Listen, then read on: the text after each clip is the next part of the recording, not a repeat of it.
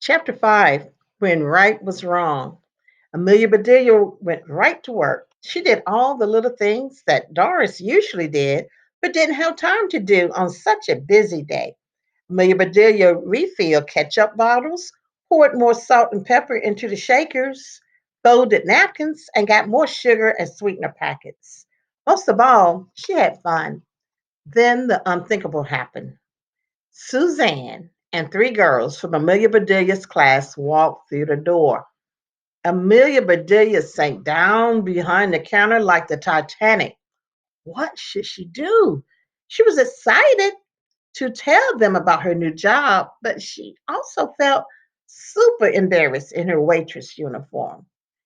Amelia Bedelia inched up to take a peek, and you can see her. There she is. Okay, one moment. You can see her looking over the counter, and her three friends. Her three friends are in the. There we go. Her three friends are in the counter there, in the counter booth at the booth, and Amelia Bedelia right there is peeking over the counter. She's so embarrassed. Excuse me.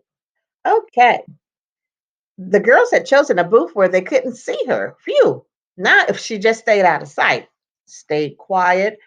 Amelia Bedelia, Amelia Bedelia nearly jumped out of her skin. Luckily, it was only Doris.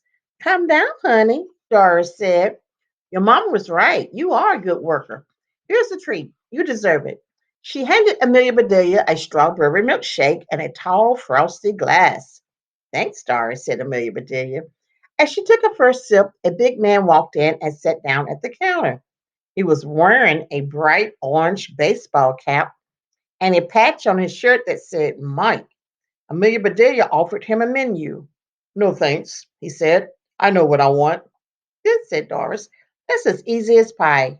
And I'm in a big hurry, he added. My truck's still running. No problem, said Doris. At Pete's Diner, fast service is a piece of cake. I'm sure glad to hear that, he said. Please bring me a big piece of cherry pie. Doris turned to Amelia Bedelia and said, This is a simple one. You can fill his order while I go talk to the cook. I'll be back in a few. Amelia Bedelia smiled and nodded to the man. Then she went to the dessert case. As she stood there gazing at all the yummy desserts, she realized that she had completely forgotten what the man had ordered. She turned her brain inside out. Was it easy as pie? Or was it a piece of cake? Was it easier to bake a pie than a cake? You don't have to frost a pie, that's easier, but you don't have to roll out dough for a cake. Then again, hello there, Mike called. Did you forget me? I'm really in a hurry. That said Amelia Bedelia to herself. That's a piece of cake. That's it. She brought him a piece of cake. Cake, he said. I ordered pie. Sorry, said Amelia Bedelia. I'm just learning. I can tell, said Mike, and I'm late. Just bring me a piece of cherry pie and step on it. Amelia Bedelia dashed off to get his pie, but now she was more confused than ever. Why did he want her to step on it? She remembered Pete's rule. The customer is always right. She dashed back to Mike and put his pie on the counter.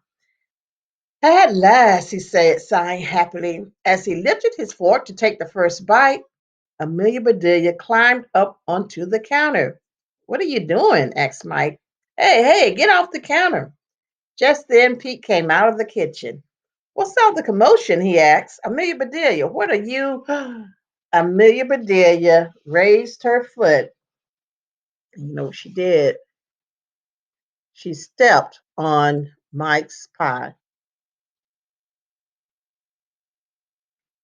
Amelia Bedelia raised her foot and stepped on that tasty slice of pie with all her might.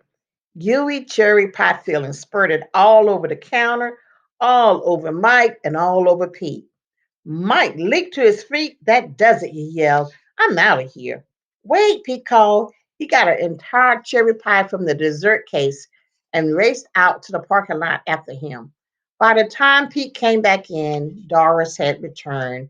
and she and Amelia Bedelia had wiped off the counter. Amelia Bedelia felt awful. It didn't help that she could hear giggles from a certain booth. She recognized Suzanne's laugh anywhere. I'm sorry about the mess on your apron, Amelia Bedelia said to Pete. Pete looked at his apron.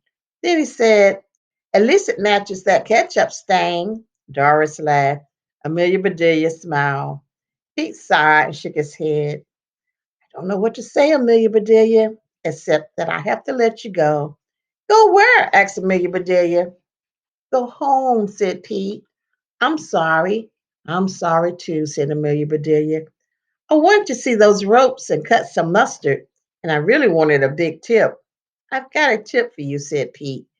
You should get an office job. I don't think the world is ready for you to be a waitress.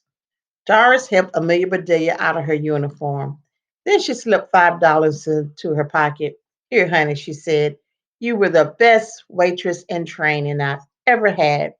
Then Amelia Bedelia left and began the long walk home.